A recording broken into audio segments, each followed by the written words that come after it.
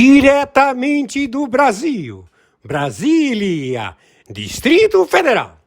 Quem vos fala, mestre Dinho, trazendo sempre informações na palma da sua mão, com notícias de utilidade pública, nacional e internacional. O mestre Dinho, eu quero aqui, antes de iniciar esta live, eu quero falar sobre o Pix do juiz Oscar Aníbal Chapan. Pix, Oscar Aníbal Chapan, @gmail.com. Repito, Oscar Aníbal Chapan, @gmail.com. Está na descrição desse vídeo.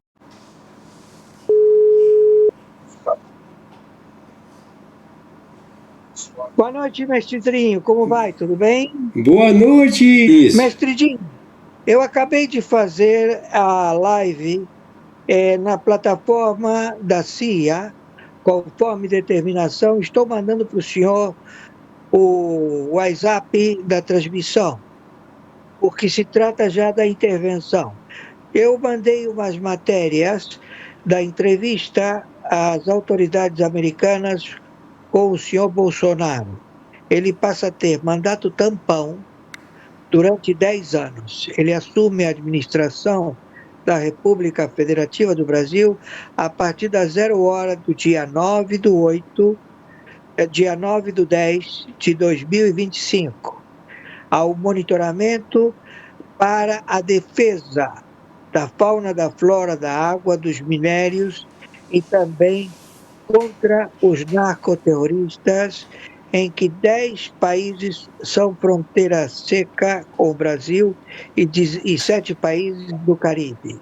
Ele tem que administrar todas estas tropas, tem que administrar o parlamento, o judiciário e estabelecer as oitivas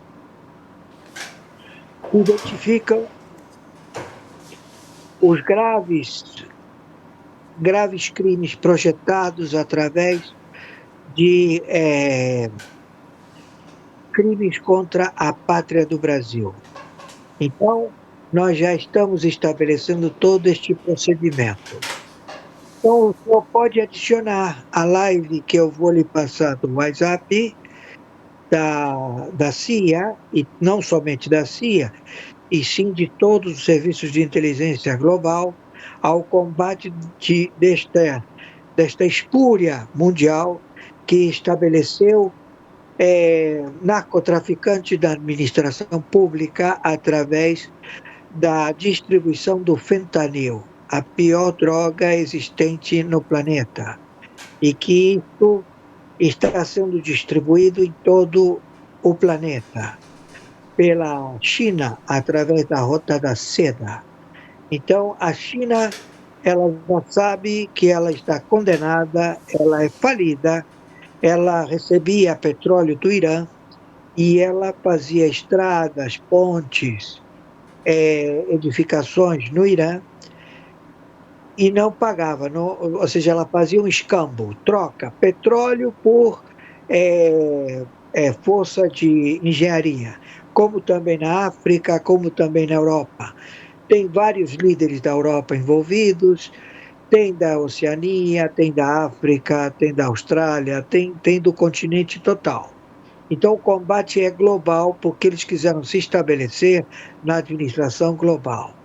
Então todos eles foram identificados, todos eles juntos não ocupam um espaço físico grande, porque não é a população do planeta. São déspotas, são funcionários públicos contados com os dedos, que eles detêm a administração pública e eles, com medidas opressivas e imorais, submetem a toda a população do planeta. Então, estes já estão identificados e todos eles vão ser alcançados ao combate de força letal. Supraconstitucionalmente, não precisa de ordenamento de outorga do parlamento para a intervenção de tropas dos Estados Unidos da América em nenhum território do planeta. Todos eles podem invadir ruas, prédios, repartições federais, repartições municipais, atrás dos seus alvos e proceder às suas capturas ou abate, vivos ou mortos. Então, tudo isto já é um fato. Então, já estamos procedendo. Isto começa a vigorar na 0 hora do dia 9/10, ou seja, de outubro de 2025. E vai ficar durante 10 anos. Se for necessário mais 10 anos, estaremos mais 10 anos. Porque temos que erradicar este produto que é um assassino, é um exterminador para submeter o planeta a uma administração global destes fascínoras, filhos de uma puta. Mestre Dinho, eu mandei as matérias para o senhor, deve estar aí no seu WhatsApp, e eu agora vou proceder a encerrar a transmissão aqui. O senhor pode colocar as matérias e fazer a live do dia 9 de outubro de 2025 com as matérias. Ok? Ok. Ok, juiz. Muito obrigado. Eu que agradeço. Gratidão, gratidão. Meus amigos e amigas patriotas, quem vos fala, Mestre Dinho. Hoje, dia 9 de outubro do ano de 2025. Atenção, conforme comunicado do juiz Oscar Aníbal Chapman, exclusivo, podcast americano, entrevista ex-presidente do Brasil, hoje foi no dia 8, ou melhor, dando continuação aqui do comunicado. Atenção, 60 agência FBI, DEA, CIA, Mossad, Interpol, tropas militares, Marinha, Exército, Aeronáutica, OTAN, Pentágono, Comando Sul, NATO, Submarino Nuclear Americano, intervenção do Estado do Brasil, captura força letal, combate militar, Luiz Inácio Lula da Silva, Alckmin, Alexandre de Moraes, PGR, Goni, consolados chinês, Rússia, Coreia, MST, sindicatos, autarquias, batalhão de polícia militar, delegacia de polícia civil, superintendentes de 27 estados brasileiros, polícia federal, governadores, prefeitos, senadores, deputados federais, todos intervenção de monitoramento fiscal, intervenção, guerra mundial nuclear contra narco-estado brasileiro, funcionário público, espião externo, transvestido de GVBR. Hoje, dia 9 de outubro do ano de 2025. Vamos lá, vamos em frente, meus amigos e amigas patriotas. Os Mestre Dinho, vocês acabaram de assistir na live do juiz Oscar Aníbal Chapman, pedindo para o Mestre Dinho colocar essas matérias. Inclusive, essas matérias tem um vídeo que fala sobre o presidente o ex-presidente Bolsonaro, eu acredito que a partir de agora ele já é o presidente do Brasil. Eu não vou adiantar porque eu tenho de falar o que está, o que está, o que está, ok? Vamos lá, nas matérias de hoje, do dia 9 de outubro do ano de 2025. A seguir. A nossa Suprema Corte aqui é totalmente politizada. A Maria Tereza de Calcutá, se interessasse para a maioria deles, ela seria condenada pela nossa Suprema Corte.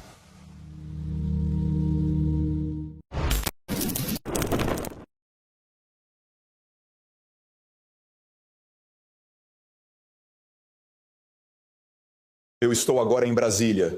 Fizemos uma entrevista de 3 horas com o ex-presidente Jair Bolsonaro. Uma entrevista incrível. Estamos no hotel o Royal Tulip, que é um lugar que o presidente Xi, da China, estava aqui há 2 meses e meio. O Castro esteve aqui, o Chávez, o Maduro, o Lula. Presidente Biden, Clinton, muitas pessoas ficaram nesse hotel.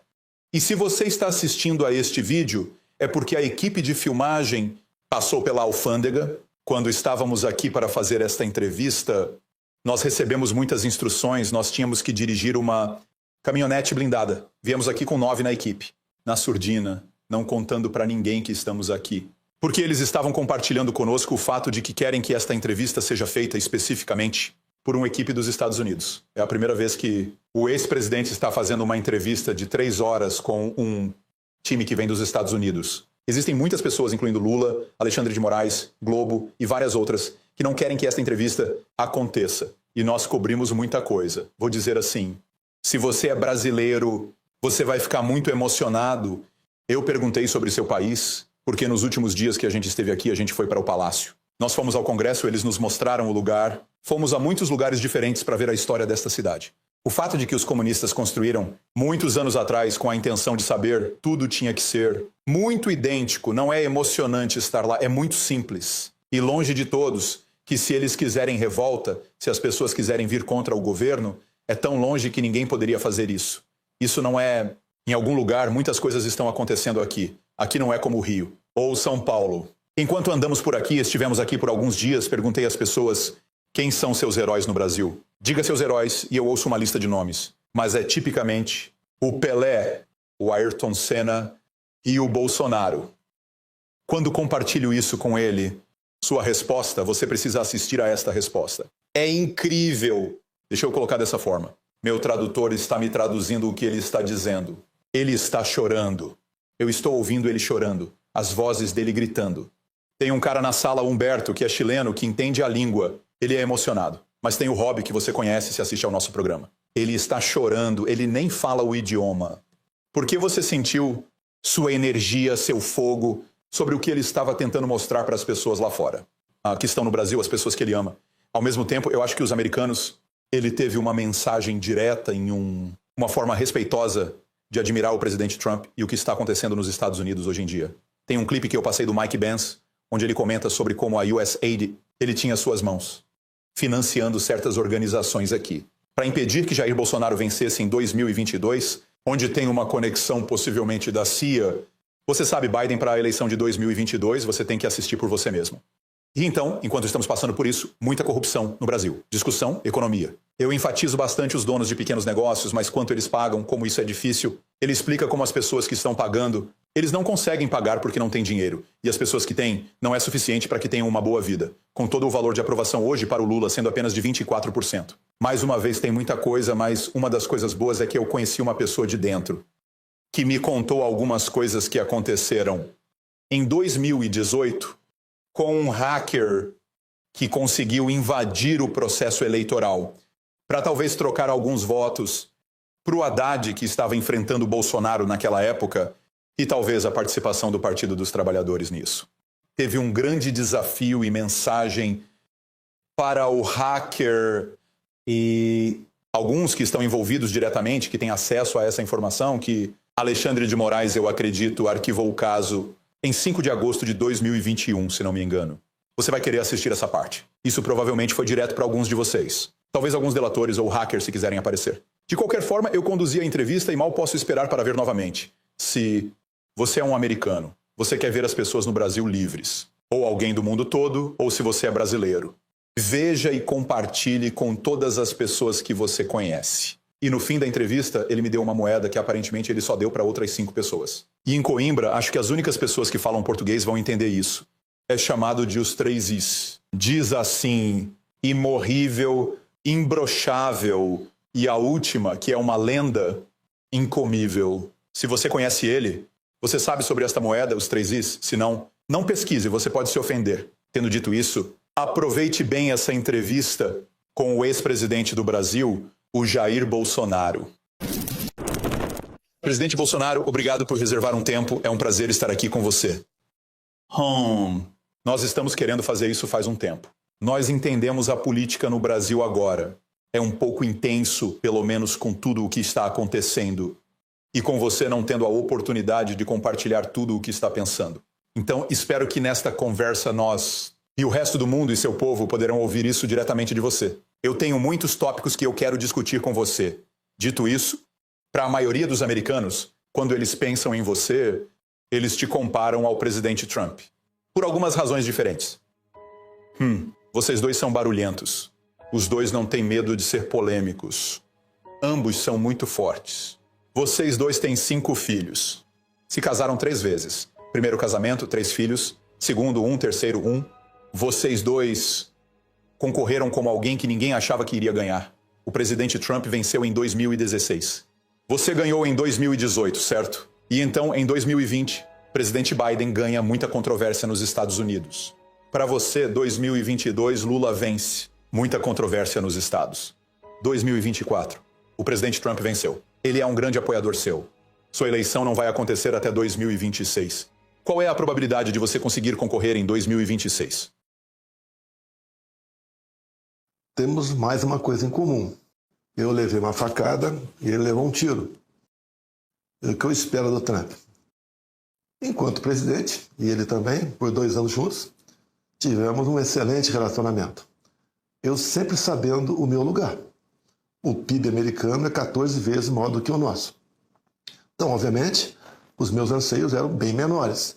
E eu sempre falei com ele do potencial do Brasil. Concorremos em alguma coisa, como por exemplo nos commodities. Em outras, não. E poderíamos fazer um excelente comércio norte-sul. Fortaleceria muito, no meu entender, o mundo democrático. Então, baseado nisso, nós tivemos um excelente relacionamento. Lá atrás, no último ano dele, teve problema com etanol de milho e eu tive com aço aqui no Brasil. E nós nos entendemos rapidamente e resolvemos os nossos respectivos problemas. Tínhamos sonhos para o futuro. Como discutiu muito comigo sobre a questão da Venezuela, não prosseguimos porque ele não foi reeleito. E também as questões econômicas, né? Ele, por exemplo, nos ajudou em muita coisa, como o Brasil passou a ser o país, né, grande aliado ex-OTAN, interesse das Forças Armadas, basicamente isso aí. Eu isentei de visto o americano para vir para o Brasil como um turista. Ele suspendeu o embargo da carne por parte do Brasil. Ou seja, tínhamos começado um excelente relacionamento. Caso ele tivesse sido reeleito, eu tenho certeza que o mesmo aconteceria comigo no Brasil. Muito interessante ouvir isso, quero dizer. Podemos passar, claro, para o seu histórico. Você veio mais da área militar, você estava nas Forças Armadas, se tornou capitão, depois foi para o Congresso por 27 anos. Nos últimos 4 anos, você e seu filho Eduardo também estavam servindo ao mesmo tempo, o que deve ter sido interessante. E aí você entrou na política. Mas a pergunta que tenho para você agora, em 2026. Ok, até agora, a grande diferença entre a situação no Brasil que você está e a situação em que o Trump estava. Nos Estados Unidos, eles tinham a capacidade para a Suprema Corte, para não permitir que Trump fosse para a disputa no Colorado ou em muitos outros estados, eles tentaram. E não conseguiram, porque nos Estados Unidos, os conservadores tinham a maioria na Corte Suprema de 623. Porque o presidente tem 3 assentos, certo? Na Constituição que temos com os juízes supremos. Aqui vocês têm 11 ministros do Supremo Tribunal. E desses 11, 2 que você designou, que são conservadores. E o resto, eu acho que 4 são do centro. Outros 4 são do Partido Liberal, com um deles sendo também considerado conservador, que é o Zanin. O Cristiano Zanin, que entrou, mas você sabe, ele centro-conservador, talvez não tão conservador como você. Você acha que o papel, você não ter o controle sobre o Supremo Tribunal, atuou contra você na eleição de 2022?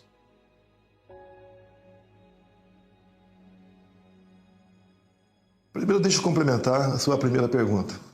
O que eu espero do Trump e do governo americano? O mesmo no tocante à Venezuela. Democracias sérias do mundo não aceitaram o resultado da Venezuela, tendo de vista o Maduro não ter apresentado as atas das eleições. O que eu espero que aconteça no Brasil? Que só seja reconhecido, eleito, aquele que disputou com um processo onde os votos possam ser auditados, que tenha contagem pública dos mesmos.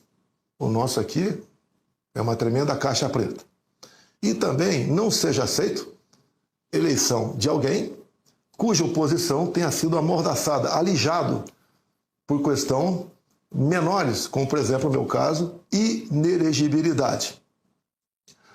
Ou seja, o sistema aqui, Estado profundo, né, trabalha para tirar os opositores do Lula ou da esquerda. E eu sou aqui no Brasil, no momento, a única liderança de direita, como é Trump nos Estados Unidos. Eu espero que isso realmente aconteça aqui por parte de chefes de Estado do mundo todo, não reconhecer uma eleição feita dessa forma. A questão do Supremo Tribunal Federal passa a ser um problema no Brasil, cuja maioria dos ministros o tempo todo se manifestam publicamente perante a imprensa, dão suas opiniões, inclusive vão para dentro do parlamento brasileiro para fazer lobby o que eles querem e o que não querem, e ameaçam publicamente, alguns ministros, se tal proposta avançar, nós a consideraremos inconstitucional. Esse é o problema que a gente tem. No meu caso particular, espero que esse processo último que eu estou respondendo agora, que tentaram de tudo me condenar a alguma coisa, não conseguiram. Agora inventaram uma história de golpe no Brasil, né? Esse é um processo que vai se arrastar. Eu posso, no último momento do ano que vem, registrar minha candidatura. Até lá estarei, com toda certeza, arrastando multidões pelo Brasil, como sempre fiz, enquanto presidente, enquanto candidato lá atrás. E agora, nesses últimos 2 anos também, que é a força que eu tenho para tentar demover o Supremo da ideia de me tirar da disputa política. O que eu entendo? A minha não candidatura é uma negação da democracia. A figura da inelegibilidade não existe nos Estados Unidos. Aqui inventaram, eu não tenho nenhuma condenação, nem denúncia de corrupção, nada, e ficam querendo me tornar inelegível, como me tornaram, porque eu me reuni com embaixadores, com uma política privativa minha, reunir-se com embaixadores, onde eu mostrei aqui um inquérito de número 1361, mostrando as inconsistências do sistema eleitoral nosso.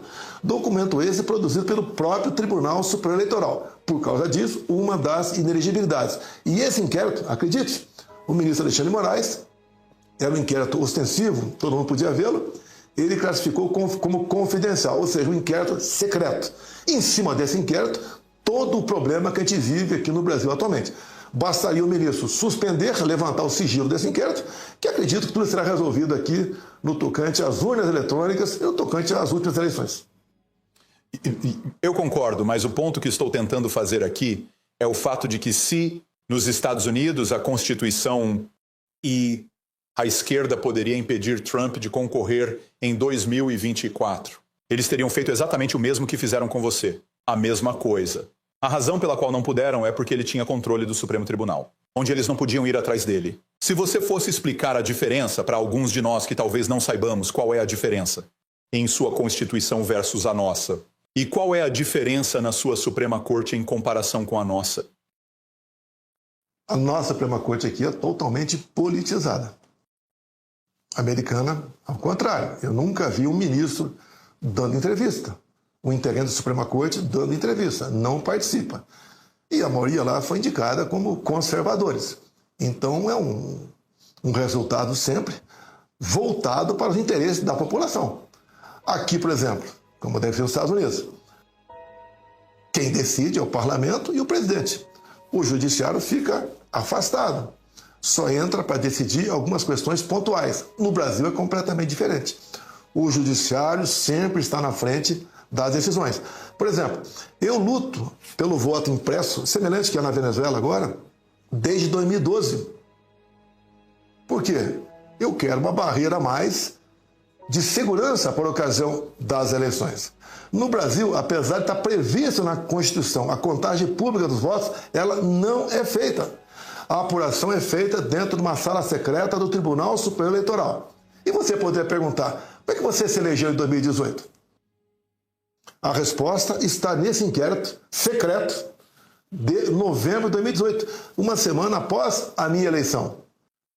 Que ali então está a prova das vulnerabilidades do Tribunal Superior Eleitoral. Se bem que aqui no Brasil, já nas eleições de 2018, além desse problema, eu tive a participação ativa do Tribunal Superior Eleitoral, que tem 7 ministros, 3 do Supremo Tribunal Federal, todos os 3 indicados pela esquerda. E eles trabalharam ativamente contra a minha reeleição. Por exemplo, eu não podia mostrar imagens do Lula lá atrás com Chaves, com Maduro, lá atrás com Fidel Castro, com Daniel Ortega, com Ahmadinejad, o Lula defendendo o programa nuclear do Irã, para que pudesse enriquecer urânio acima de 20%, para criar bomba atômica. Não pude mostrar imagens do 7 de setembro. Eu me tornei inelegível no 7 de setembro, o dia da independência do Brasil, a outra inelegibilidade. Acabou o desfile, entreguei minha faixa e fui conversar com o povo, subi num carro de som e fiz o discurso. Aquilo, o Tribunal Superior Eleitoral do Alexandre de Moraes diz que eu estava abusando do poder econômico, onde não gastei um centavo. O carro de som era de um pastor do Brasil, inclusive, de nome Silas Malafaia. Ou seja, no dia da independência, eu sou punido com uma inelegibilidade. Além da reunião com embaixadores, de uma outra inelegibilidade, também uma multa. Ou seja, comigo tudo aqui foi potencializado e dificultado. Eu não podia, por exemplo, dizer que o Lula era favorável ao aborto, que ele era favorável, simpático a ladrões de celulares, porque eles queriam apenas tomar uma cervejinha. Nós temos vídeo dele falando isso aí, e não podia mostrar isso daí. Ou seja, nada a gente podia mostrar do outro lado. Do lado de cá, me acusaram de tudo. De xenófobo, de homicida, de pedófilo, tudo. Até me acusaram de ter tentado matar uma vereadora do Rio de Janeiro em 2018, que descobriu-se agora, né, antes das eleições, que o matador foi outra pessoa, não tinha nada a ver com aquilo, apenas o acusado como matador morava no meu condomínio de 150 casas. Como ele morava lá, logicamente eu estava por trás daquele assassinato.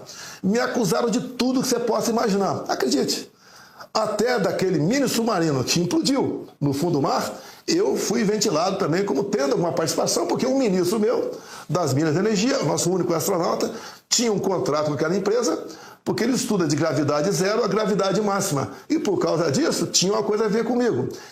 Me acusaram até de molestar uma baleia no Brasil. Eu fui o único cidadão brasileiro a ser processado por molestar um cetáceo. Ou seja, as acusações aqui são as mais variadas possíveis, como presentes da Arábia Saudita, como, por exemplo, cartão de vacinação, golpe, tudo que você possa imaginar. Sobrou para eles apenas a figura do golpe, porque é uma coisa que não existiu. Até outro dia, conversando com um colega de Israel, fiz amizade pelo mundo todo, ele falou: que golpe é esse que o Mossad não estava sabendo? Ou seja, o Brasil é isso que está aí. Agora, a Suprema Corte, né, me desculpe com todo o respeito que eu tenho que ter a Suprema Corte, mas a Madre Teresa de Calcutá, se interessasse para a maioria deles, ela seria condenada pela nossa Suprema Corte. Então, é justo dizer que o Supremo Tribunal Federal é o mais poderoso? Um corpo em todo o Brasil. Eles dirigem o show. Sim. Eles têm o poder da caneta e prisão. Como temos, por exemplo, um deputado federal, enquanto deputado, fez um comentário ofensivo, sim, ao Supremo Tribunal Federal, concordo, mas está na nossa Constituição que o deputado, ele é impune, né? Ele é inatingível por qualquer das suas palavras, opiniões e votos, mas mesmo assim, enquanto deputado federal, ele foi condenado a quase 9 anos de cadeia, está preso até hoje. Eu dei a anistia para esse deputado, a graça, como existe nos Estados Unidos, como Trump anistiou aqui o pessoal do Capitólio, entre outros, eu dei anistia. Enquanto eu fui presidente, valeu a anistia. Quando deixei de ser presidente, o Supremo Tribunal Federal cassou essa anistia. Ou seja, é uma Suprema Corte que está acima do bem e do mal. Se nós olharmos para isso, o que eu estou tentando entender é como você planeja enfrentar o Supremo Tribunal. Porque esses são os números que nós tiramos há apenas alguns minutos. Hoje de manhã, estava observando o Supremo Tribunal Federal para saber a idade. No Brasil, aos 75 anos, eles estão... É quase uma aposentadoria compulsória se você está no Supremo. Então esses são os nomes que eu tenho. Luiz Roberto Barroso foi apoiado pela Dilma. Ele é da esquerda.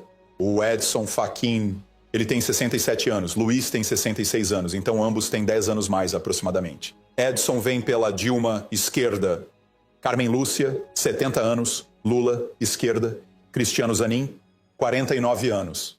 Centro conservador, mas apoiado por Lula. Gilmar Mendes, 69 anos. E apoiado pelo presidente, o Cardoso, esquerda. O Cássio Nunes Marques, apontado por você, 52 anos. O André Mendonça, direita, 52 anos, jovem, tem mais 23 anos. Alexandre de Moraes, 56 anos. Na esquerda, Temer. O Dias Toffoli, 57 anos de idade. O Luiz Fux, 71 anos de idade, Dilma, esquerda. Flávio Dino é um ex-comunista e saiu do Partido Comunista para se juntar ao Partido Socialista. Ele disse que era um comunista, ele está na esquerda. E ele só tem 56 anos. Eles vão ficar por muito tempo até você conseguir mudar o cenário. Qual é a sua estratégia? E talvez a estratégia do Partido Conservador para lutar contra essas pessoas? O que alguns falam, eu não tenho dúvida que se eu me tornar inelegível, eu sou presidente. Alternativas que algum pode ter, carece uma discussão, aumentar o número de ministros. Não vamos caçar ninguém. A não ser, obviamente, que com um Senado forte, por alguma falha, esse processo exista. Da minha parte, não existe a intenção de perseguir nenhum ministro, caçar nenhum ministro.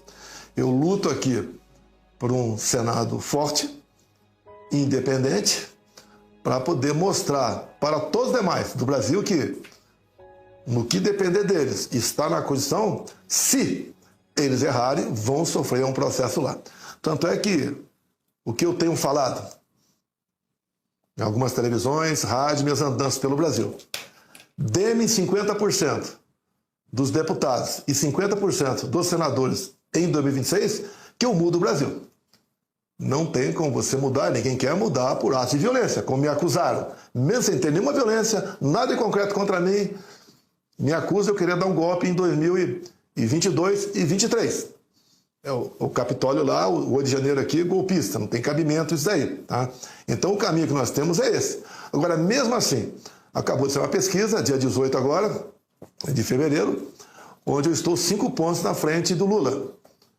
E foram testadas outras pessoas com Lula no segundo turno. Só uma outra pessoa, hoje em dia, ganharia do Lula. Por coincidência, é a minha esposa, que não tem uma participação política no Brasil. Ela é uma pessoa discreta, evangélica, que assumiu a parte do Partido Liberal Mulher, e ela anda pelo Brasil conversando com as mulheres.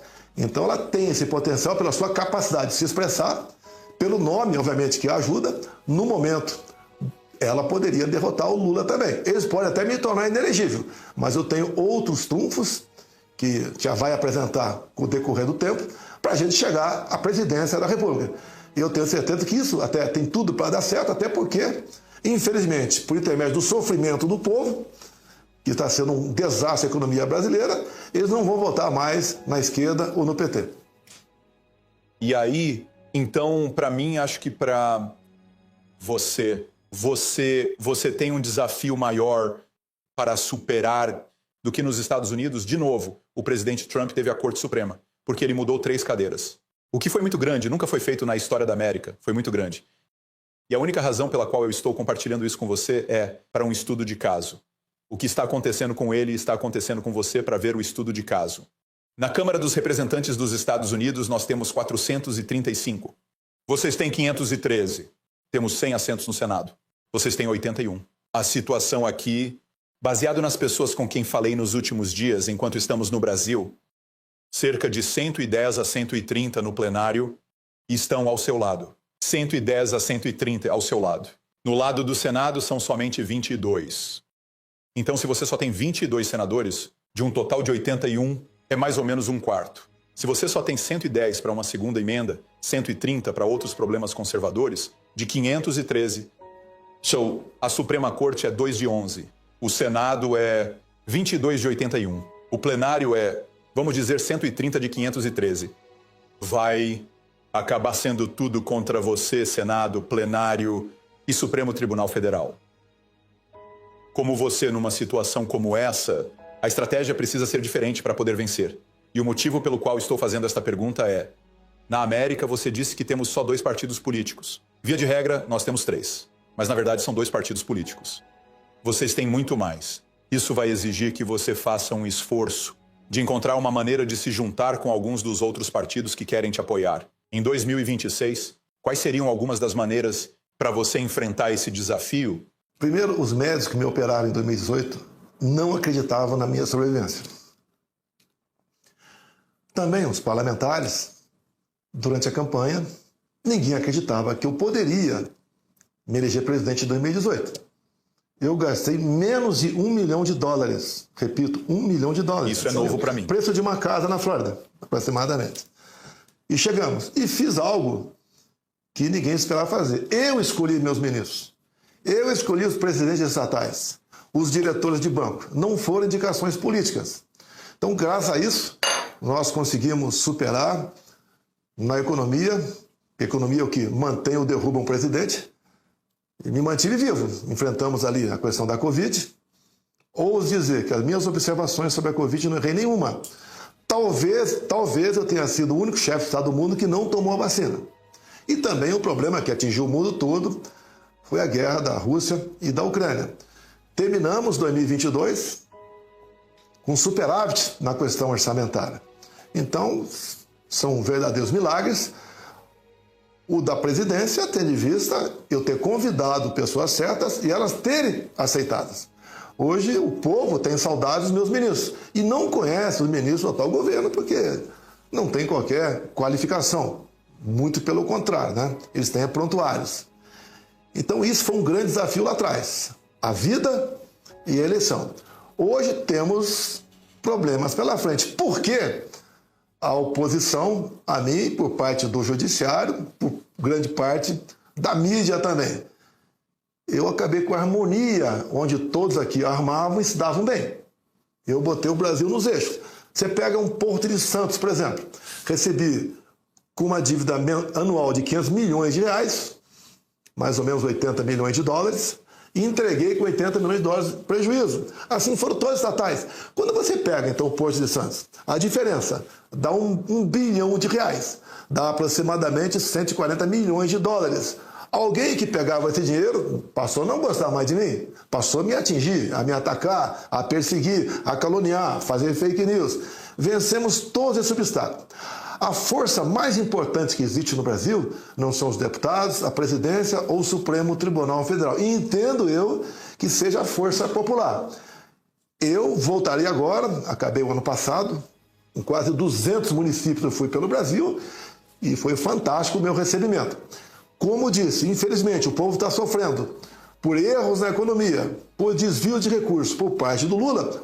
Cada vez mais parcelas da população que eram contra mim voltam a ser favoráveis ao meu lado. Então a grande força que eu vou ter vai ser a do povo. Agora, repito, o que eu posso esperar do mundo, como o de Trump, espero, né? Repito aqui, que ele só reconheça eleições com critério seguro, auditável e onde a oposição, no meu caso, não seja alijada, deixar de lado por processos políticos, como eu estou sofrendo no momento no Brasil. Faz sentido, mas eu acho que minha pergunta para você seria de alguém que, de novo, assistindo o que Trump fez, como ele fez campanha em 2016. E ele começou parecido com você. Você estava recebendo 7 segundos de tempo de TV. No Brasil, eles dão tempo aos candidatos. Nos meios de comunicação, eles te deram apenas 7 segundos pela manhã. 7 segundos à noite. De segunda a sábado. Mas seu oponente, Haddad, recebia 12 minutos pela manhã. 12 minutos à tarde. E você ainda venceu. Com apenas $1 milhão, porque as pessoas queriam você, certo? Mas isso foi em 2018. O presidente Trump venceu em 2016 contra Hillary Clinton. Com menos dinheiro, ela tinha o dobro, tinha a mídia tradicional, tinha todo mundo. Todas as publicações, todos favoritaram ela, não ele. 2020. Covid acontece, Biden entra, 2022, Lula entra. Trump volta em 24, mas você viu como ele foi contra os seus inimigos. Ok, você viu como ele atacou todo mundo.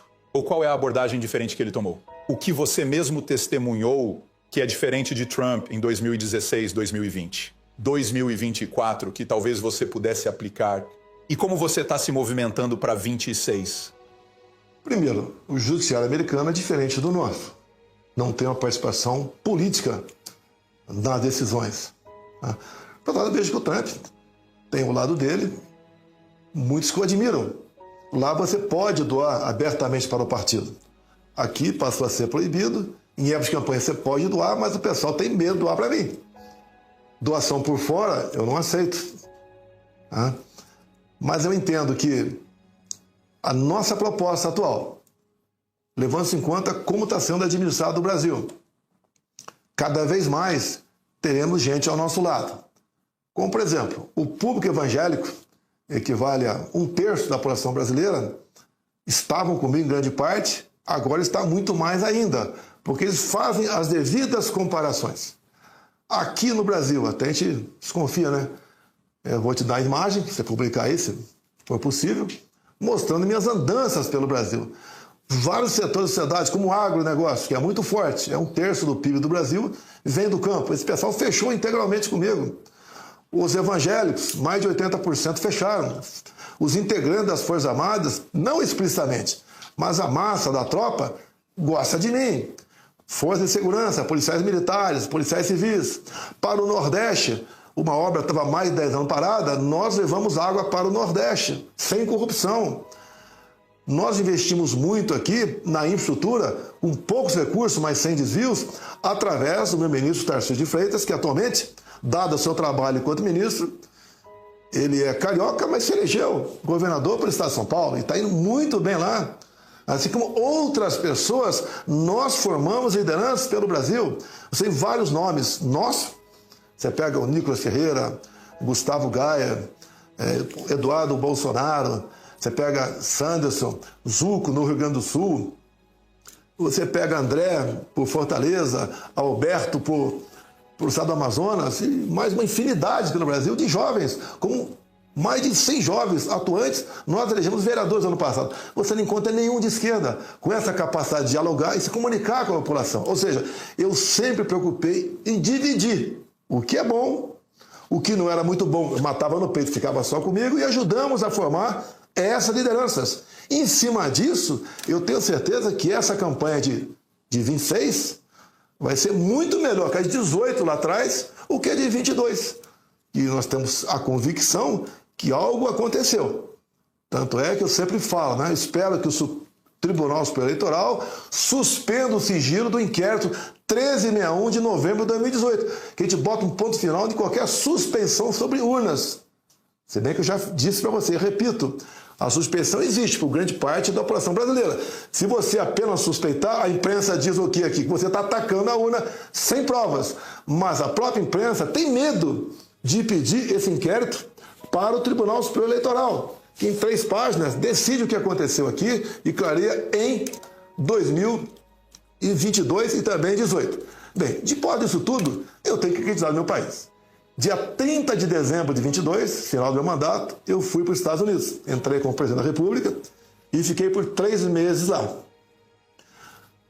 Poderia ter ficado lá mais tempo, mas resolvi voltar correndo todos os riscos possíveis.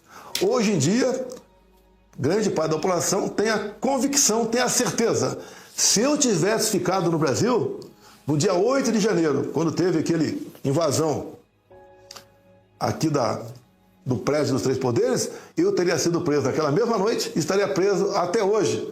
Porque no dia seguinte, o Lula, que sempre andou com ditadores e defende o Hamas, defende o Hezbollah, tá? Posou de grande democrata que fez com que aquela 8 de janeiro seria uma prova de que eu queria derrubar o poder, eu queria dar o golpe, com toda certeza, lá da Disney, o Pato Donald e o Mickey do meu lado. Tá? E sem dinheiro, e sem sem estar organizado com nenhuma autoridade aqui ou entidade no Brasil. Eles achavam, então, que aquele Rio de Janeiro era a prova que eu queria derrubar aí o sistema do Brasil. Por isso mantiveram presos 1.500 pessoas por meses. E agora estão sendo condenados até 17 anos de cadeia. Não existe golpe. Golpe existe numa pessoa, de uma autoridade, não em cima de prédios, como foi feito aqui. E nós condenamos o quebra-quebra, a invasão, nunca fizemos isso aí, mas foi algo programado e projetado pela esquerda. E vou falar uma palavra aqui, se não me pergunte. É um recado para uma autoridade brasileira. Prisão light. Essa autoridade sabe que eu estou falando, para que comece a se preocupar. O que eu quero? Eu quero resolver os problemas, não é o meu problema. Eu quero livrar o meu país de uma ditadura. Que todo o tempo, não só alguns do Supremo Tribunal Federal, como o próprio governo Lula, quer, via projeto, censurar as mídias sociais aqui no Brasil. Eu não tomei nenhuma medida contra as mídias sociais, contra a mídia tradicional que você me atacou. Eu fui o exemplo aqui de liberdade de expressão em nosso país, completamente diferente do Lula e de que alguns, em especial Alexandre de Moraes, deseja dentro lá do Supremo Tribunal Federal. A verdade são eles. Estaria até sendo redundante. O que é no Brasil fake news ou desinformação? É tudo aquilo que esses poucos ministros, alguns ministros do Supremo Tribunal Federal, não querem. Ou acham que aquilo é uma agressão a eles. Sabe, enquanto você está dizendo isso, está me fazendo pensar sobre o Mike Benz. Mike Benz costumava ser um secretário assistente da Câmara. Ele era um homem do departamento dos Estados Unidos. E em uma entrevista, enquanto eles falavam sobre a USAID e o tanto de dinheiro que as ONGs estavam investindo, um dos comentários que o Mike Benz faz é o que aconteceu no Brasil em 2022. Ele afirma que o dinheiro, na verdade, eu quero que você reaja a isso. Rob, se quiser tocar este vídeo, pode ir. É que o populismo é um ataque à democracia. Eles dizem isso abertamente nas reuniões da USAID. Eles dizem isso nos documentos da USAID. Eu publiquei isso 1 ano e meio atrás, a cartilha de desinformação da USAID, publicada no primeiro mês do mandato de Biden. Dizia que o objetivo de seus programas de desinformação é eliminar a experiência nos assuntos populistas na internet, porque sites de anúncios populistas prejudicam a programação da USAID, ao minar a fé pública e confiança nas instituições democráticas. Porque você sabe, a USAID gasta bilhões de dólares para controlar a mídia todos os anos. Todos os principais meios de comunicação na Ucrânia são financiadas pela USAID, como a Kiev Independent. Todos os principais veículos de notícias do hemisfério ocidental ou em muitas partes da África e da Ásia Central, ele faz o que a CIA costuma fazer. Todos se lembram da Operação Mockingbird? Bem, adivinha o quê? Isso agora é chamado de USAID Media Sustainability and Media Assistance. Ok, isso é tudo. E quando ondas populistas varreram o mundo nos Estados Unidos, em 2016 com o Trump e com o que aconteceu em toda a Europa com Marine Le Pen e Matteo Salvini e Nigel Farage, a USAID declarou guerra santa de censura contra todos os grupos populistas, incluindo Bolsonaro. Steven, estou te dizendo agora, se a USAID não existisse, Bolsonaro ainda seria o presidente do Brasil e o Brasil ainda teria uma internet livre e aberta.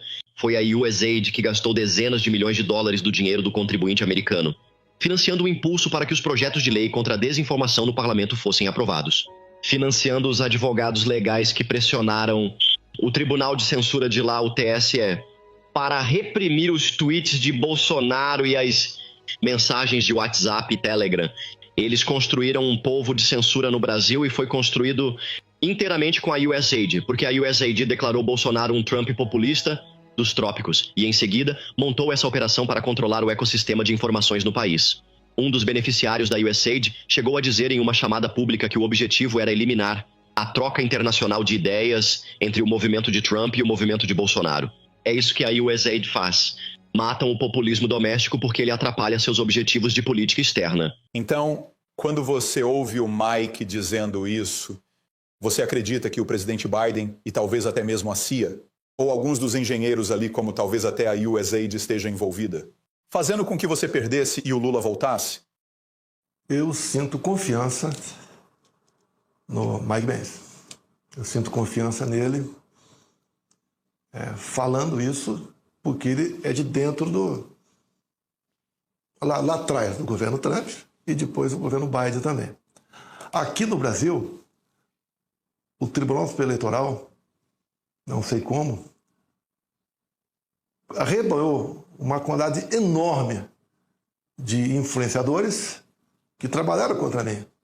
Na desinformação, me chamando de pedófilo, de genocida, de racista, tá? De mentiroso, de nazista. Tá? Foi feito um trabalho monstro. E o Tribunal Superior Eleitoral, inclusive, fez uma coisa que eu nunca vi fazer. Fizeram uma campanha para que menores de 16 e 17 anos pudessem tirar o título de eleitor. Essa faixa etária não é obrigada a votar.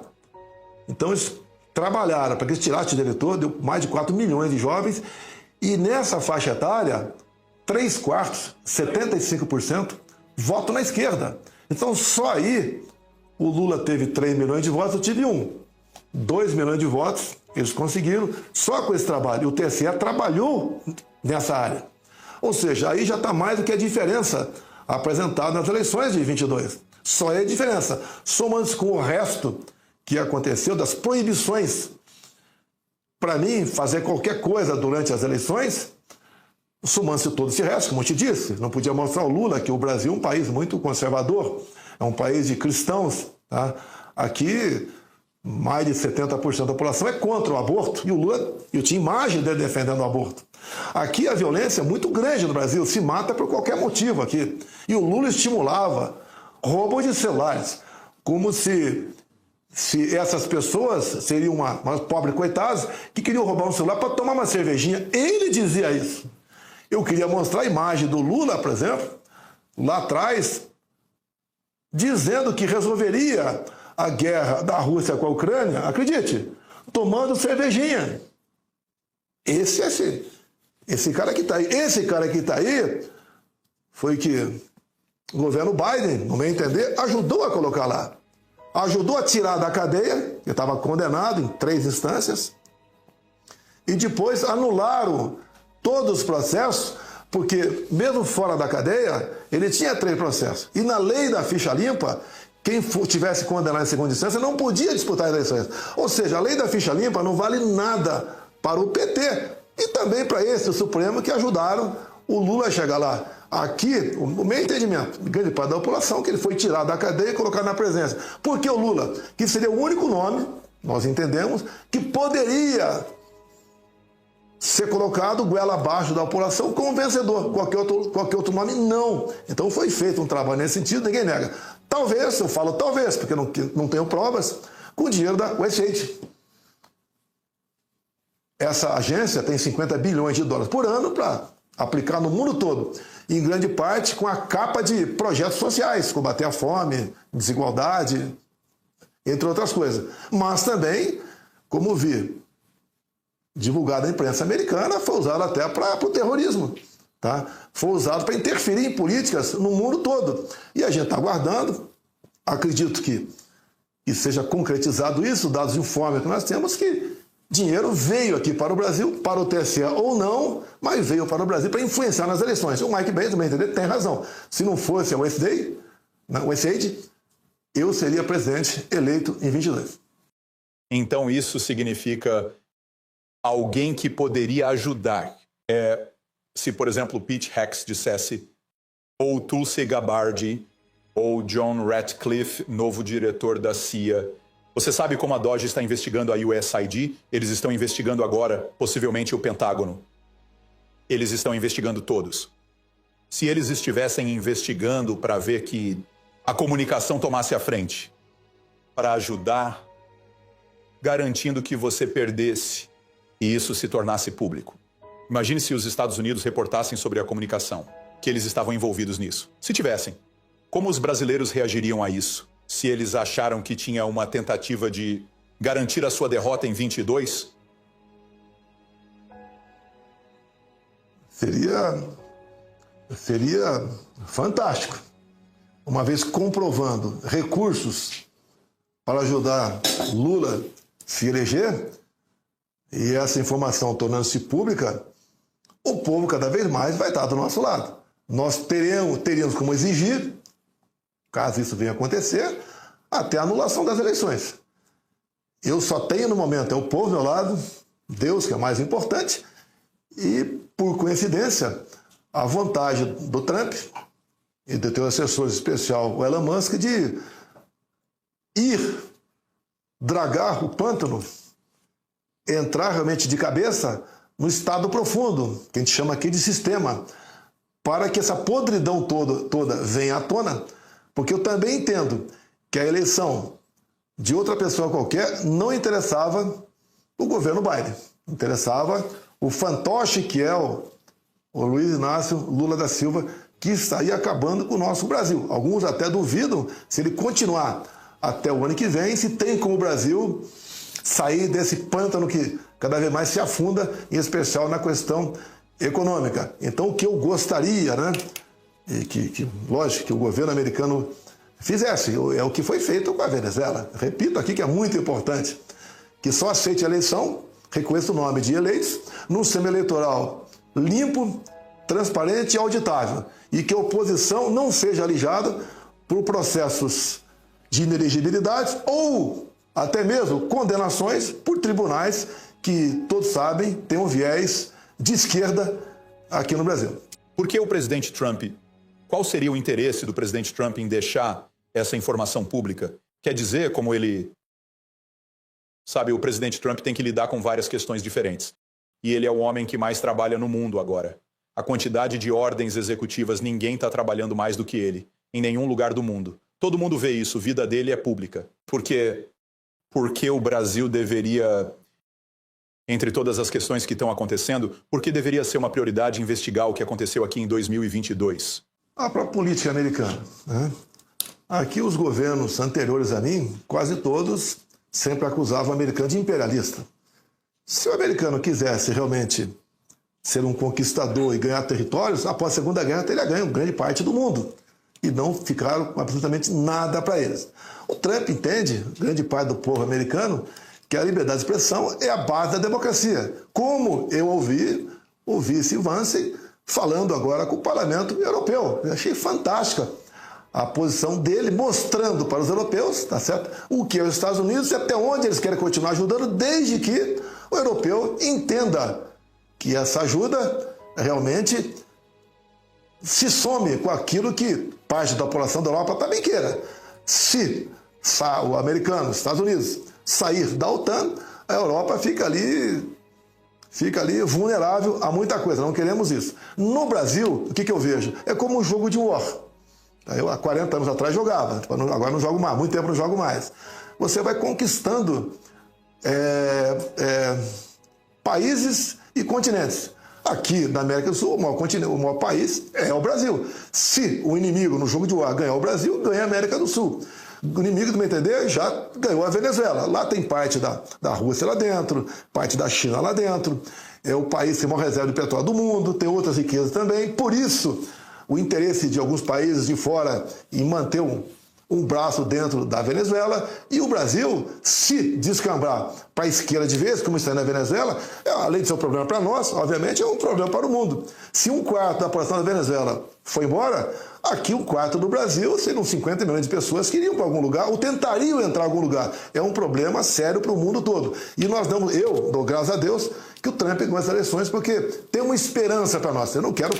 Quem sou eu para dar palpite, ou exigir, ou dar conselho para o Trump? Quem sou eu? Eu entendo que há o interesse dele, geopolítico, que o Brasil não caia, não descambe para o comunismo, se bem que vocês têm que se preocupar.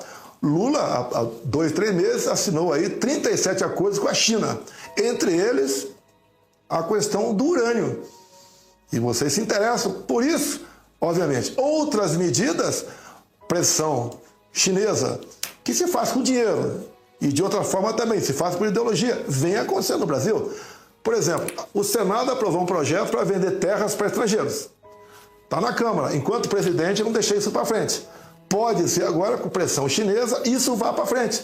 Se nós pudermos vender terra para estrangeiros, a China vai comprar o Brasil. É uma grande preocupação. Quando eu falo lá atrás, uma aproximação bélica, como eu estava fazendo, e teria que voltar se eu fosse presidente, com os Estados Unidos é muito bom para nós. Por exemplo, hoje em dia, o tráfico de drogas, em grande parte, vai para a região aqui no Brasil conhecida como Tríplice Fronteira. Seria bem-vindo, no meu entender, um acordo americano com a base militar lá. Isso daí é questão de sobrevivência nossa, Porque nós não temos condições de combater o crime, até porque o crime organizado está infestando aqui, até mesmo instituições aqui no Brasil. Então, essa aproximação com os Estados Unidos seria excepcional. E o Trump, no meu entender, apesar de ver problemas no mundo todo, como Rússia e Ucrânia, que no meu entender está eminente ser resolvido, como a questão dos reféns lá da faixa de Gaza, está praticamente resolvido também. Entre outros, o Brasil salta aos olhos, porque ao lado do Brasil nós temos aqui 10 países que fazem fronteira conosco, em especial aqui a Venezuela, a Argentina mais ao sul, que na parte econômica e recursos naturais é importante para o mundo todo, tanto é que a China está aqui dentro também.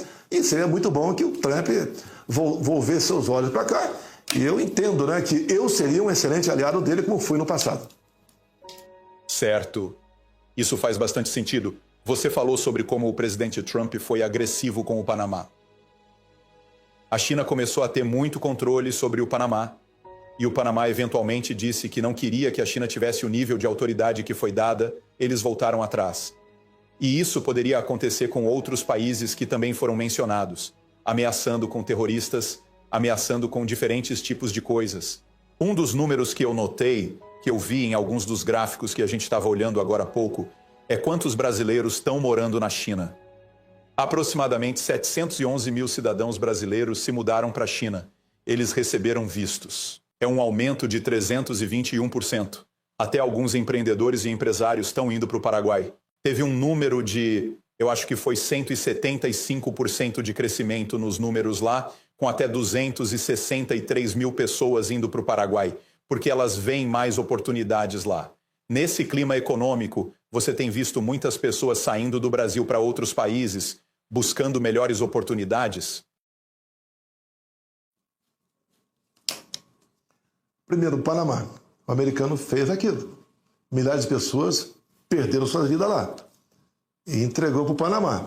Quando o Panamá flerta com a China, eu entendo que o Trump está certo em reivindicar, se eles quiserem passar o domínio para aquilo, que a prioridade seja o americano e não o chinês. Então acho que o Trump está certo. Tanto é que, rapidamente, o governo lá voltou atrás num acordo com a China. Também sou favorável à questão migratória americana. Lá é a terra de vocês, igual a minha casa. Entra na minha casa quem eu quero. Nos Estados Unidos, entra quem está legalizado. Quem não está legalizado, se assim o governo americano não quiser, que saia de lá. Então, o americano faz certo. Inclusive, os brasileiros legalizados são favoráveis a isso. Eu estive na Flórida conversando com as pessoas e esse assunto, era bem de lá de trás, era comentado por aqui. A questão da China. A China joga em silêncio. Ela já comprou aqui, nós temos 3 minas de nióbio no Brasil. A de Catalão, estado de Goiás, já é deles. Eles querem comprar Araxá, Minas Gerais. Sobrou a 3ª mina, região de 6 Lagos da Amazônia. Essa área eu havia conversado com o Trump. É uma reserva indígena, mas mais cedo ou mais tarde, essa política indigenista tem que ser revista aqui. Quando o Trump ganhou eleições, num dos pronunciamentos dele, ele disse que ia perfurar, ou seja, tirar petróleo, né, à vontade, inclusive de reservas indígenas, inclusive de áreas que têm a proteção ambiental. No Brasil seria a mesma coisa comigo. Eu, com o parlamento forte, quando eu falo 50% da Câmara, 50% do Senado, eu passo a ter o poder de decidir sobre reservas indígenas. E ao decidir, eu, por exemplo, exploraria nióbio na região dos 6 Lagos. Com quem? Com um país, abra o coração aqui, com um país bélico nuclear democrático, que é os Estados Unidos. Não posso fazer com o Japão, com a Coreia do Sul, que apesar de ter alta tecnologia, não seguraria uma pressão externa por estar explorando algo numa reserva indígena. E eu já vi que o Trump não se preocupa com isso, tanto é que vai explorar petróleo nessas áreas todas que eu te disse lá. Ou seja, a aproximação Jair Bolsonaro, Trump, ele com a maioria lá da Câmara e do Senado, eu aqui também dominando a maioria da Câmara e do Senado. Isso pode acontecer. Nós faríamos uma parceria de fazer inveja ao mundo todo. E pode ter certeza que esses países que pensam em passar por lá, até do BRICS, que eu sei que é algo menor um pouco, mas você vê que está crescendo, tá? Viriam para o nosso lado e nós, dessa forma, garantiríamos a paz do mundo todo e cada país lutaria para que seu desenvolvimento econômico fosse avante e fizesse com que o seu país fosse melhor para cada um dos seus povos. Sim, e falando sobre a China, uma das coisas que você me fez pensar é a forma como o presidente Trump se comunica com todo mundo. Não importa quem seja, ele vai visitar a Coreia do Norte, ele fala com qualquer pessoa, ele sabe como ter esse relacionamento, mas ao mesmo tempo, ele não quer dar liberdade para a China fazer o que ela quiser, porque eles meio que querem impor a vontade deles. O presidente Xi esteve aqui, eu acho que no dia 19 de novembro, há só uns 2 ou 3 meses, e ele veio para Brasília, para a cúpula do G20. E ele não tinha visitado o Brasil desde 2014, eu acho. Me corrige se eu estiver errado. O que você pôde notar no relacionamento entre Xi e Lula? Tem alguma coisa acontecendo ali? Eles estão criando oportunidades? Estão sendo feitos investimentos adicionais no Brasil para a China ter mais controle no Estado? O que você percebe nesse relacionamento de Lula e Xi? Além do urânio, temos aqui no estado de Minas Gerais uma região chamada Vale do Jequitinhonha. É a área mais pobre do estado. Mas ali tem lítio. O governo brasileiro acabou de entregar a exploração de lítio para a China. Ou seja, nesses acordos que você não tem acesso, alguns deputados federais pediram informações, porque eu não posso pedir, e demora 30, 40 dias, estão para chegar cópias na íntegra desses acordos. Se bem que certas coisas ele faz e entra num acordo de confidencialidade, onde você não tem acesso. Ou seja, Lula está perfeitamente alinhado com a China. Tanto é que Lula, há pouco tempo, falou que gostaria de mudar o padrão, em vez de dólar, yuan. Onde o Trump falou, quem quiser sair do padrão dólar, eu vou sobretaxar em 100%. E da própria Rússia, que fazia parte do BRICS, né? Eu acho que foi o Lavrov, falou o seguinte, a ideia não foi minha, foi do Lula. Ou seja, nós sabemos da subserviência, da subordinação total do PT ao PCC, Partido Comunista Chinês. Isso vem num crescente. E a gente não quer isso no Brasil. Eu não quero ter a vida para o meu povo aqui que tem o povo chinês lá fora. Eu quero a liberdade de expressão. Eu quero aproveitar dessa beleza que Deus nos deu para a nossa população. Nós queremos fazer negócio com o mundo todo. Nós queremos manter e melhorar a liberdade que nos restou. E a China não se preocupa com isso. Se, por exemplo, a China começar a comprar terra no Brasil, que eles poderão comprar, cada país poderá comprar até 20% do respectivo município. Rapidamente, como para eles não tem CLT, que chama-se Consolidação da Lei Trabalhistas, né? É um ritmo de trabalho completamente diferente, a sua produtividade será muito maior do que o fazendeiro do lado. Ou seja, vão fazer algo parecido com o dumping aqui dentro. Vão escravizar todo o Brasil. E o Brasil é segurança alimentar para mais de 1 bilhão de habitantes ao redor do mundo. É um país estratégico. Por isso, eu entendo que Trump tem preocupações pelo mundo todo, mas o Brasil, eu tenho certeza que ele tem um carinho todo especial e não quer que nós aqui façamos um casamento do PCC, com o PCC com o Brasil. A gente pode dizer que a China prefere que o Lula seja presidente em vez de você? Sim. É completamente subserviente. Faz sentido. Subserviente. Yeah. Eu aqui nunca deixei de fazer negócio com a China. O agronegócio no meu governo se expandiu para o mundo todo. Todos estavam felizes, muita riqueza para o homem do campo, e tudo bem. Né? Quando nós deixamos o governo, uma das primeiras coisas que o Lula começou a falar é que o agro é fascista. Ou seja, ninguém entende por que esse ataque gratuito ao nosso agronegócio. Tudo que está dando certo no Brasil, o Lula quer derrubar. Agora, talvez esse ataque ao agro seja para facilitar. Hoje em dia, se, por exemplo, alguém ganha numa loteria, ele não quer comprar uma terra. Porque tem um movimento aqui de invasores chamado MST que voltou a funcionar com o Lula, invasão de propriedades. A propriedade privada não vale mais nada no Brasil. Então o homem do campo está ameaçado o tempo todo. Isso faz parte, como o PCC, o Lula, né, joga a médio e longo prazo, você desestimula a produção no campo, facilitando a venda de terras para estrangeiros. Esses estrangeiros, deixo bem claro, é a China. Certo, então eu tenho algumas outras perguntas sobre isso, a gente vai voltar nisso, mas eu quero entrar na economia de hoje no Brasil. Quando você olha para a economia de hoje, o Lula, quando era presidente de 2003 a 2010, quando ele saiu, a popularidade estava em 80%, quando o Lula saiu. Popularidade em 80%, índice de aprovação 80%. Então, obviamente, veio a Operação Lava Jato. Lula preso, Alexandre de Moraes vai e traz ele de volta porque eles não tinham ninguém na esquerda para promover. E ele vai lá e ganha. Ele volta a ser presidente, tudo vai ser ótimo, tudo vai ficar bem. Hoje, em dezembro, a aprovação dele chegou a 35%. Hoje é 24%. Isso é a menor aprovação que ele já teve. Então, mesmo com os vídeos de quando ele vai no Congresso, e ele raramente vai lá, ontem a gente teve a chance de visitar a Câmara e o Senado aqui em Brasília.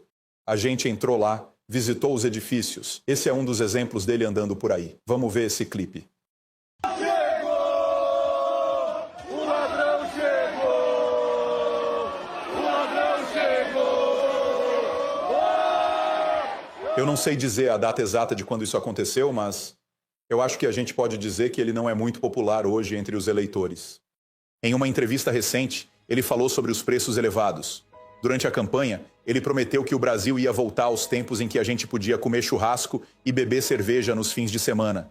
Retomar aqueles dias de compartilhar os bons momentos e todas as coisas divertidas. Esse é o vídeo que você mencionou? Vamos assistir esse vídeo juntos. Eu falo de muita coisa, falo de economia, falo de tudo. Estou quase que nem uma Luiz Mercadante, que nem você, Eduardo. Agora, quando é que o povo gosta? É quando eu falo, ó, nós vamos voltar a reunir a família no domingo e nós vamos fazer um churrasquinho. E nós vamos comer uma fatia de picanha com uma gordurinha passada na farinha e tomar uma porra de uma cerveja gelada. Bicho, o povo entra em delírio, porque é isso que o povo quer. Isso não é fake news. Isso não é mentira para a justiça brasileira. Eu chamo isso de patifaria. Uma covardia, porque tem muita gente que acredita nisso. E estamos aí. A partir do momento que ele se aproxima de ditaduras pelo mundo todo, diz que o Hamas não é um grupo terrorista. O mundo democrático se afasta da gente. Ninguém mais quer investir aqui no Brasil. A saída de capital do Brasil existe desde após o segundo turno de 2022. Eu estive na Flórida e tomei conhecimento disso. Ou seja, a nossa situação aqui é a pior possível. Quando se fala em corrupção, os acusados de corrupção, em delação, assumiram seus crimes em troca de uma pena menor e entregaram 5 bilhões de reais. Pessoas físicas, pessoas jurídicas fizeram acordo de leniência, os empresários, para devolver 15 bilhões de reais. Divida por 6, dá em dólar isso daí. Esse é o retrato do Brasil. Eu não estou falando mal do meu país, estou falando a verdade. Agora, quando você vê um crápula desse mentindo sobre picanha e cervejinha para ganhar eleições, enquanto eu não podia mostrar o Lula com Ahmadinejad, com Chaves, com Maduro, com Fidel Castro, com Ortega, com traficantes do Rio de Janeiro. Ele foi numa comunidade do Rio de Janeiro, chamado Morro do Alemão, para conversar com líderes locais que foram eleitos com as mãos dos traficantes. O ministro da Justiça nosso, do Brasil, que agora está no Supremo, entrou numa comunidade do Rio de Janeiro, onde você não entra sem levar tiro, entrou de peito aberto para conversar com traficantes. Esse é o nosso Brasil. Esse é o nosso Brasil, infelizmente. Estamos cada vez numa situação pior. Não adianta eu querer esconder alguma coisa, não falar, porque problemas eu vou ter de qualquer maneira. Sem cometer crime algum, quero me condenar a 28 anos de cadeia num golpe que só passa na cabeça aí desses psicopatas que não querem a possibilidade de disputar a eleição. Se disputar, eu ganho a eleição. Temos fórmula para ganhar a eleição, não para ganhar voto. Já temos o voto mais do que o suficiente para ganhar a eleição. Mas não quero que a gente volte, que a gente atrapalha a vida de harmonia que autoridades têm aqui em Brasília. Que vida de harmonia é essa? Cada um faz o que bem entende e o povo é que se vire. O lado positivo é que esse vídeo está disponível para as pessoas verem o que ele disse. A gente tem outro vídeo onde ele está falando sobre como as compras de mercado estão caras. E em vez de dizer, vamos encontrar um jeito de melhorar a economia, ele diz, não comprem. Rob, se você puder colocar o vídeo, vamos ouvir o Lula. Uma das coisas mais importantes para que a gente possa controlar o preço é o próprio povo. Você sabe disso. Se você vai no supermercado aí em Salvador e você desconfia que tal produto está caro, você não compra. Ora, se todo mundo tivesse a consciência e não comprar aquilo que ele acha que está caro, quem está vendendo vai ter que baixar para vender, porque senão vai estragar. O que você acha? Tá tudo caro no Brasil. Nós temos folders de supermercado de anos anteriores. Tudo aumentou. E para tentar mascarar isso tudo, ele botou no IBGE, que é o instituto que dá os números da inflação, por exemplo, todo mês, o costume dele é torturar números, é botar para baixo. Mas o povo está sabendo o que está acontecendo. O quilo do café aqui está R$90, não tem cabimento. Isso aí. Produtos de primeira necessidade também. Com aquela alta do dólar, final de dezembro, começo de janeiro, repercutiu em 7% aproximadamente o preço médio nos supermercados. Não justifica um país agrícola como o nosso com esses preços. O que eu fiz lá atrás, quando, em especial, a guerra da Ucrânia e da Rússia, porque os preços subiram no mundo todo. Eu fiz uma coisa aqui que ninguém esperava. Junto com o nosso ministro da Economia, nós passamos a reduzir ou zerar impostos. Eu zerei os impostos federais dos combustíveis. Zerei o imposto de importação de muita coisa. Diminuí em 1/3 o IPI de 4 mil produtos. E acredite, passamos a arrecadar mais. É que a gente costuma dizer, pessoal de economia, né? A tal da curva de Laffer. A carga tributária estava tão grande que quanto mais crescia, menos arrecadava. Então descobrimos, e a nossa política, por exemplo, de reindustrialização e de trazer os preços acessíveis nas prateleiras, foi exatamente isso aí. Que os combustíveis influenciam, via frete, um país enorme como o nosso, no preço final desses produtos. Você fizer a nossa parte. Agora, lamenta que a outra parte aqui mente o tempo todo. Você pode ver, em 2018, Lula condenado em segunda instância. Ele conseguiu autorização, o passaporte, para ir para a Etiópia. Eu, sem condenação, não consegui ir para os Estados Unidos. E o painel mais importante do Lula é o seguinte: 2018, a África Unida, para que a África erradique de vez a fome até 2025. É sempre a mesma conversinha do estômago. É do pobre, é de projetos sociais, é picanha, é cervejinha. Agora, acredito que essa fase das mentiras, o povo já comece a não acreditar. Apesar de grande parte da população ter dificuldade para entender realmente quem está certo, quem está errado, e entender que o socialismo vai levar miséria a todo mundo, como é verdade no Brasil. O socialismo, o comunismo, está transformando todos iguais no Brasil na miséria, por baixo, diferentemente do capitalismo. Comigo, no final do meu governo, além de outras coisas, temos muita informalidade no Brasil, como existe nos Estados Unidos. Vê que a informalidade lá é diferente daqui, né? Mas nós estávamos no pleno emprego no Brasil, praticamente contando os carteiras assinadas, informalidade e o pessoal que recebe benefícios sociais. Agora, tudo voltou, está voltando para trás. O Brasil, apesar de, num primeiro momento, começar a arrecadar mais, tendo em vista o aumento da carga tributária, os empresários cada vez mais estão investindo menos aqui e estão levando dinheiro para fora. Por isso que eu tinha te feito aquela minha pergunta sobre os vistos para China, Paraguai e outros lugares. E eu quero entrar no assunto dos empresários. Até quando vai piorar para as pessoas dizerem que chega? E já existe alguma conversa sobre impeachment do Lula ou ainda não? Não. O calendário não permite um impeachment agora. Você começar um processo de impeachment agora, você tem que primeiro ter apoio popular. Por enquanto, o povo não acordou para isso. E esse processo é demorado. Temos um movimento agora, dia 16 de março, onde eu falei que eu sou contra o impeachment, porque se vier a acontecer, dando tudo certo, será meados do ano que vem, já a véspera das eleições. E nós deveremos reforçar o nosso trabalho aqui para anistia.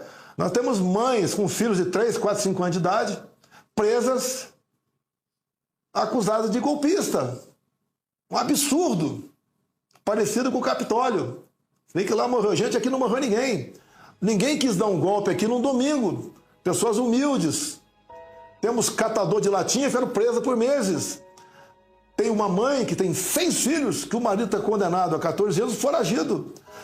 Hoje em dia, o Brasil tem uma quantidade enorme de refugiados políticos na Argentina, fugindo aqui do Alexandre de Moraes, que inclusive São 5 tipificações penais. Uma é tentativa armada de mudar o Estado Democrático de Direito. Ninguém foi encontrado com nenhuma arma.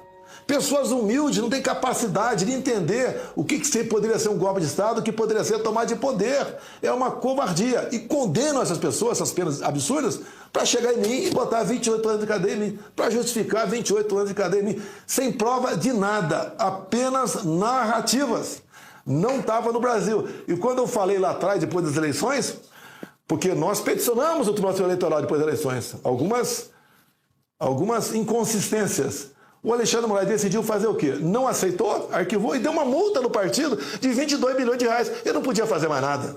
Eu não tinha como recorrer mais ao TSE. Daí resolvemos buscar a Constituição, o que poderíamos fazer.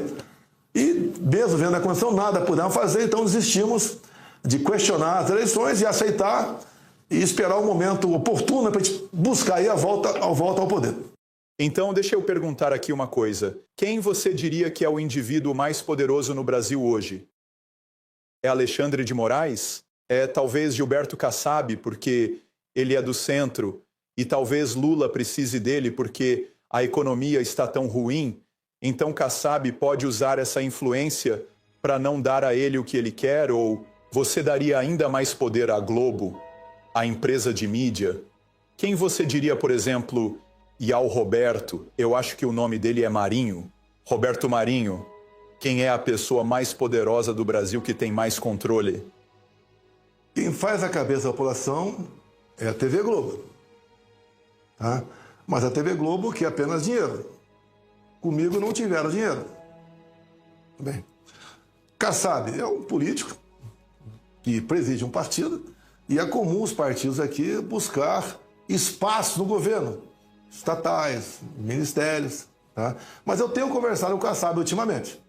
E ele fechou conosco a questão da anistia. E esses partidos já estão começando a desembarcar do governo. Estão vendo que vai ser um desastre continuar apoiando esse governo. Então o Kassab, que eu estava afastado dele há muito tempo, voltamos a conversar e espero que essa conversa prossiga. Agora, o homem mais poderoso do Brasil é aquele que tem a capacidade de prender quem bem entender sem motivo nenhum. Alexandre de Moraes. Conseguiu ter esse poder. Ele é dono de um inquérito desde 2019, onde ele investiga quem bem entender.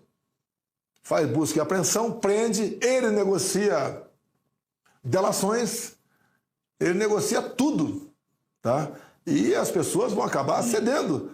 Então, por exemplo, tivemos um problema com ele. To Kassab?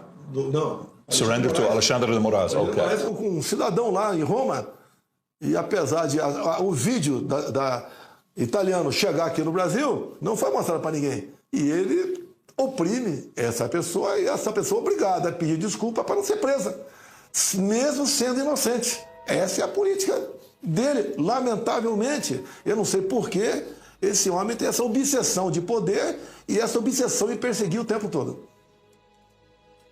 Ok, então você está dizendo que Marinho é puramente sobre dinheiro. Se eles conseguirem dinheiro, eles ficam felizes. Se não conseguirem dinheiro, eles não são realmente politicamente motivados, como você está dizendo, e Alexandre de Moraes liga só para o poder, mas com base na sua avaliação, Kassab é aquele que é razoável e está disposto a ouvir seu lado. É isso que você está dizendo? Sim, estamos conversando. Depois de muitos anos, a primeira conversa com ele foi excelente, 1 hora excelente, e ele tem noção do que está acontecendo no Brasil. E não é você que está pulando para o meu lado, ele está saindo do Lula. How recent? Ele está tirando um pé da canoa do Lula. 20 dias atrás. Que bom. Então é recente, há 20 dias. Então você diria que Kassab agora está mais próximo de Alexandre, mais próximo de Lula ou mais próximo de você? Não, eu acho que está se aproximando, né, do que tem que ser o nosso Brasil. Então a política no Brasil sempre foi essa de partilha entre partidos. Eu não dei ministério para partidos no meu governo. O Kassab tem 3 ministérios com o Lula. Eu sei que muitos deputados dele, porque não é a adesão dele, pessoal, vai da bancada que ele tem de parlamentares. Essa bancada já tem uma parte considerável que quer desembarcar do governo, porque acha que ficar no governo vai ser um desastre para eles por ocasião das eleições do ano que vem. E eu costumo dizer, o Kassab não está vindo para mim, nem eu para ele. Nós estamos conversando, nos entendendo. não temos outra maneira até de trabalharmos. Ele quer o crescimento do partido dele, eu quero o meu, e esse crescimento passa por algumas coisas que acabam sendo comuns a nós, como, por exemplo, a questão da anistia. E ele me disse, e hoje em dia eu tenho certeza que a maioria do partido dele votaria favorável à anistia. E eu ouso dizer também que hoje em dia nós temos votos já na Câmara para aprovar a anistia. Não podemos esperar alguém de direita se eleger em 26 para dar anistia em 27. Porque, sempre digo, cada segundo para esses presos políticos inocentes é uma eternidade. E a propósito, só para algumas pessoas que não sabem, Kassab foi o eu acho, prefeito de... Ele foi o prefeito de São Paulo? Sim, ele foi. Sim. Então, o Kassab, ele é intocável ou teme que Alexandre de Moraes vá atrás dele? Porque eles vão ver isso, certo? Kassab vai ver isso, Alexandre vai ver isso, todo mundo vai ver isso. Então, se Alexandre descobrir que você e Kassab estão se aproximando há cerca de 20 dias, você acha que Kassab é o tipo de homem que teme Alexandre ou ele é intocável? Não acredito nisso aí. Isso que eu te falei aqui já não é novidade. O próprio Kassab já sinalizou na questão da anistia. Já sinalizou. Ninguém vai ser poderoso a vida toda. A história nos mostra isso aí. O governo Lula está desmoronando. Tá? Ele tinha a base muito grande das 5 regiões do Brasil, é o Nordeste. Por coincidência, é a região de 9 estados onde o PT, a esquerda, domina há mais de 20 anos. Deveria ser a melhor região do Brasil, mas é a pior do Brasil. Tanto é que a gente comprova isso pelo fluxo migratório. Região mais difícil para o emprego, região mais difícil tocante à segurança, educação, é o Nordeste. E acabou sendo essa região aí refém, ou uma região muito simpática. O governo Lula dá das mentiras que ele conta, como a questão da picanha. É aquele casal que briga o tempo todo, mas de vez em quando um tem um outro interesse, dá um beijinho e está tudo resolvido. E ele, no meu entender, acabou essas mentiras que ele sempre prega, vem pregando desde a primeira eleição dele, 2002. Entendi. Então você diria que Kassab tem agora o maior partido político no país? Ou quem você diria que tem o maior partido político no Brasil agora? Existem muitos deles no momento. Parece haver mais ou menos uns 20. Você acha que ele tem um dos maiores? O maior partido na Câmara é o meu, o PL. No Senado é o PSD do Kassab. Tá, nós devemos, agora deve estar vindo um senador para nós vamos empatar com o Kassab no Senado. Cara. Mas tem muita gente dele que vota na gente, nas propostas nossas. O meu partido tem 95 deputados federais. Temos aproximadamente 140 deputados, somando de outros partidos, que estão conosco. Então está faltando uma certa distância, mas eu acho que a metade da Câmara, 257, somando com outros partidos, a gente vai conseguir por ocasião das eleições do ano que vem. Ou seja, o governo não poderá mais aprovar suas propostas sem acordar conosco. E o acordo conosco não é em cima de benefícios, de estatais, né, de bancos oficiais ou de ministérios. É aquilo que interessa para realmente o futuro do nosso Brasil. É essa massa que nós temos elegido e também trabalhando para que essas pessoas sejam lembradas em 26 para compor a grande base aqui da democrática do Brasil.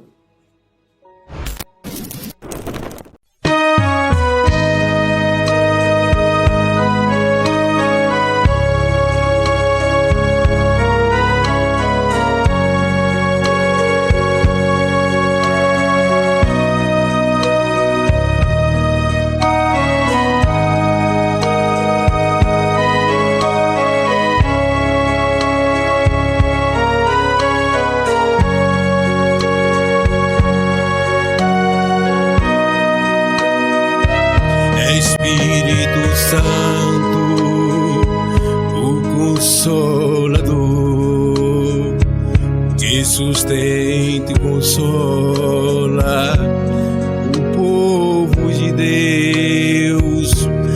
Espírito Santo, a luz de Deus, és um só Deus, verdadeiro Criador.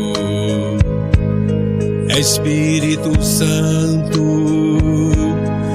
és a verdade que o mundo não pode receber. Vem renovar todo o meu ser, no nome de Cristo. Que felicidade! Espírito Santo, vem me envolver. Quero erguer teu altar em meu coração. Dai-me tua direção e teu saber, pois o meu desejo é melhor te conhecer.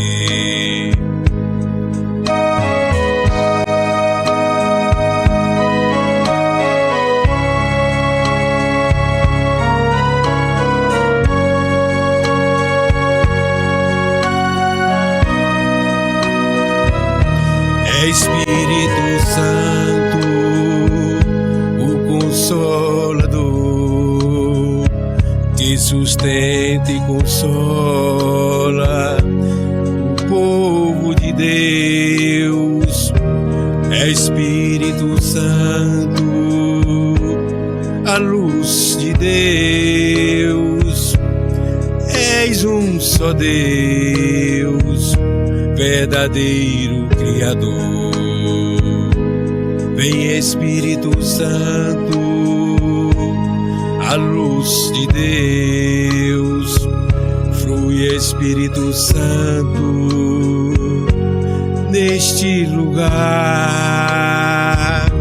Desce Espírito Santo, habita em mim.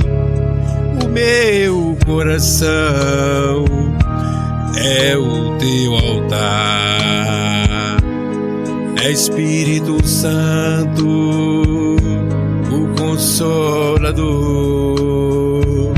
que sustenta e consola o povo de Deus. Espírito Santo, a luz de Deus, és um só Deus, verdadeiro Criador.